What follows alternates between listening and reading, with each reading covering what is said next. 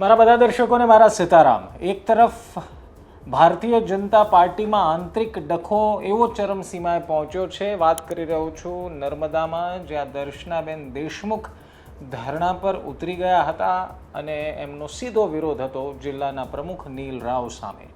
અને આ ભાજપનો આંતરિક ડખો એટલો બધો ચગ્યો અથવા તો એટલો બધો ચર્ચામાં આવ્યો કે આખરે હાઈકમાન્ડે હસ્તક્ષેપ કરવાનો નિર્ણય લીધો છે। એક સમાચાર સૂત્રોથી મળી રહ્યા છે કે નીલ રાવ અને ધારાસભ્ય દર્શના દેશમુખને ગાંધીનગર બોલાવવામાં આવ્યા છે। શા માટે, ક્યારે અને હવે આગળ શું થશે એ વાત કરીશું। એ પહેલાં કહી દઉં, તમે નિષ્કર્ષ જોઈ રહ્યા છો। મારું નામ નિશિત રાજ્યગુરુ છે।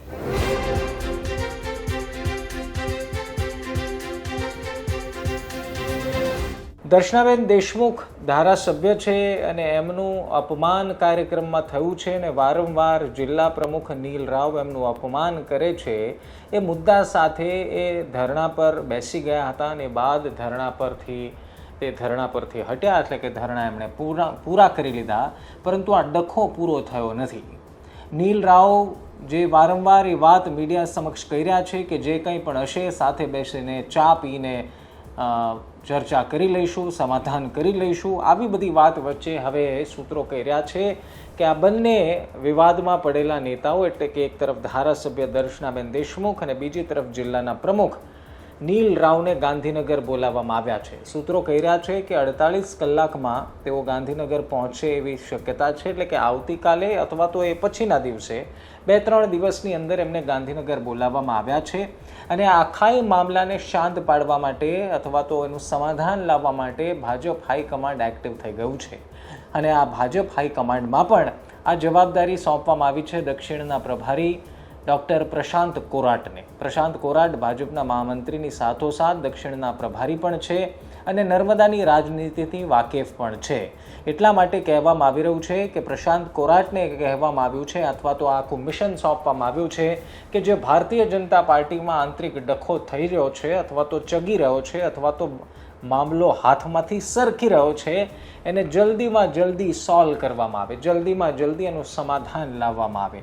ભારતીય જનતા પાર્ટી એ બિલકુલ નહીં ઈચ્છે કે 2027 પહેલાં નર્મદામાં એમને એટલું બધું ડેમેજ થાય કે જેને રિકવર પણ ન કરી શકાય। એટલે આ ડેમેજ વધે અથવા તો લોકોમાં ભાજપના આંતરિક ડખાની વાતો વાયુ વેગે ફેલાવા લાગે અને આ બબાલના કારણે એક બાદ એક પત્તાઓ ખુલવા લાગે એ પહેલાં જ આખા મામલાને ડામી દેવો અથવા તો શાંત કરી દેવાના પ્રયત્નમાં ભારતીય જનતા પાર્ટીનું હાઈકમાન્ડ છે એવું સૂત્રો કહી રહ્યા છે।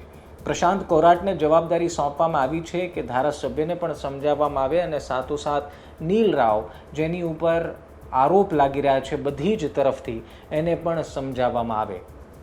આ ડખાના મૂળ ખૂબ ઊંડા છે।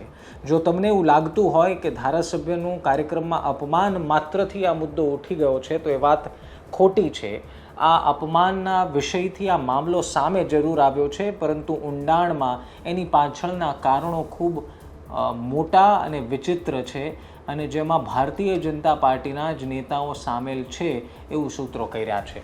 હવે ભારતીય જનતા પાર્ટીનું હાઈકમાન્ડ એ બિલકુલ ઈચ્છશે કે આ મામલો જલ્દીથી શાંત થઈ જાય। એની પાછળનું બીજું એક કારણ એ છે કે ભાજપના આંતરિક ડખાનો જે આ વિષય છે એને બીજા વિરોધી પક્ષો પણ મુદ્દો બનાવી શકે છે।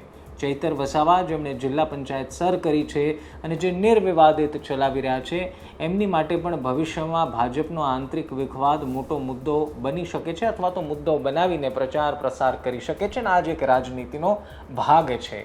પરંતુ હવે આ જેમ જેમ મામલો આગળ વધી રહ્યો છે તેમ તેમ આ મામલો પર્સનલ પણ થઈ રહ્યો છે, એટલે કે વ્યક્તિગત પ્રહારો થઈ રહ્યા છે। નીલ રાવના પત્ની પર પ્રહાર કરવામાં આવ્યા, એવો આક્ષેપ કરવામાં આવ્યો કે એમની પત્નીને ટિકિટ જોવે છે એટલા માટે આ થઈ રહ્યું છે। એટલે કહેવાનો મતલબ ભાજપ હાઈકમાન્ડ સારી રીતે આ મુદ્દાને પારખી ગયું છે। ભાજપ હાઈકમાન્ડને ખબર છે કે જો આ મુદ્દો વધુ ચગ્યો અથવા તો જો હજુ પણ આમાં સમય લગાડ્યો તો શક્ય છે કે એક એવું ડેમેજ થશે જેમાં રિકવરી પણ કરી શકાશે નહીં અથવા તો એ ડેમેજને કંટ્રોલ પણ નહીં કરી શકાય।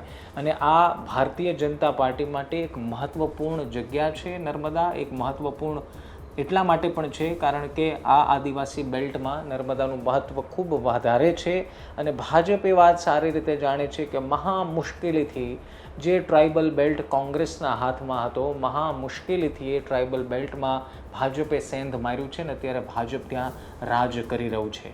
પરંતુ આવા નાના નાના મુદ્દા જે પાર્ટીના દૃષ્ટિકોણથી મોટા છે, લોકોના દૃષ્ટિકોણથી પણ કદાચ મોટા હોઈ શકે, એ આવનારી ચૂંટણી પહેલાં મોટું નુકસાન કરી શકે છે. પક્ષ પ્રત્યેનો વિશ્વાસ લોકોમાં ડગી શકે છે અને એટલા માટે જ પ્રશાંત કોરાટને ઉતાવળ કરવા કહેવાયું છે, જલ્દીથી આ મામલાને સોલ્વ કરવા કહેવાયું છે, જલ્દીથી આ મામલા પર ઠંડુ પાણી રેડી દેવા કહેવાયું છે, એવું સૂત્રો અમને જાણકારી આપી રહ્યા છે.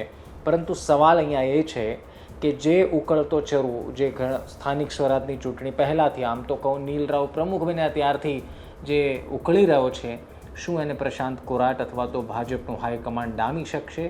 શું આ વિવાદનો અંત માત્ર સમજાવટથી આવી જશે? કારણ કે એક તરફ માંગ એવી ઉઠી છે કે નીલ રાવ એ પ્રમુખ ન હોવા જોઈએ અને બીજી તરફ ભાજપ એવું પણ નહીં ઈચ્છે કે ચૂંટણી પહેલાં પ્રમુખ બદલી દઈએ, અને જો એવું કરે તો ભાજપને જ નુકસાન ભવિષ્યમાં આવે તેવો વખત આવી શકે છે. એટલે પક્ષ માટે પણ અસમંજસ છે અને બીજી અસમંજસ રાજકીય રીતે પણ છે કે શું માત્ર ઠપકો આપવાથી અથવા તો કડક સૂચના આપવાથી, કડક રીતે સમજાવવાથી શું આ મામલો શાંત થઈ જશે?